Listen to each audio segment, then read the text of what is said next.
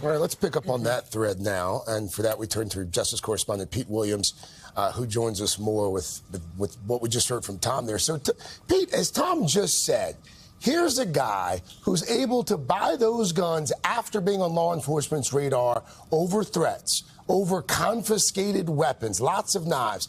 How is that even possible?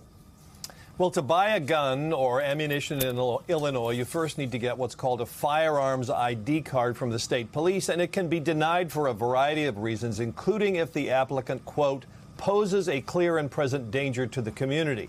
The state police said they were notified in September 2019 when the local police went to the house in response to the threat. They removed the knives and all that, but they say no arrests were made and no one in the family was willing to make a complaint that would have started any kind of legal process. So the state police say that ended the matter for them at the time.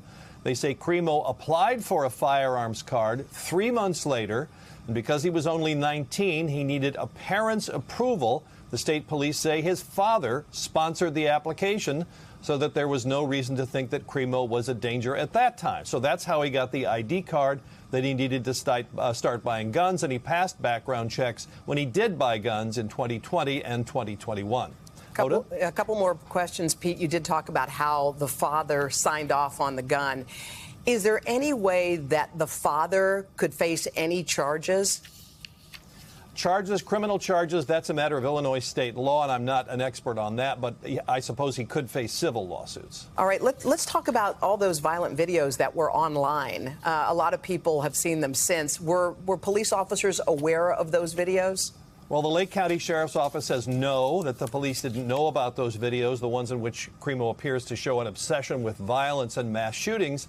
And even though he posted those videos online and hundreds, if not thousands of people saw them, the police say nobody ever reported it to them, and there's no mechanism for the police or the FBI to check somebody's social media in the background checks that are conducted when somebody goes to a gun store to buy a firearm.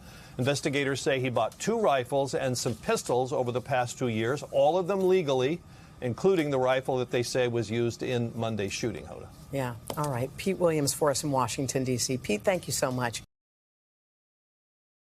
Hey, thanks for watching our YouTube channel. Find your favorite recipes, celebrity interviews, uplifting stories, shop our favorite deals, and so much more with the Today app. Download it now.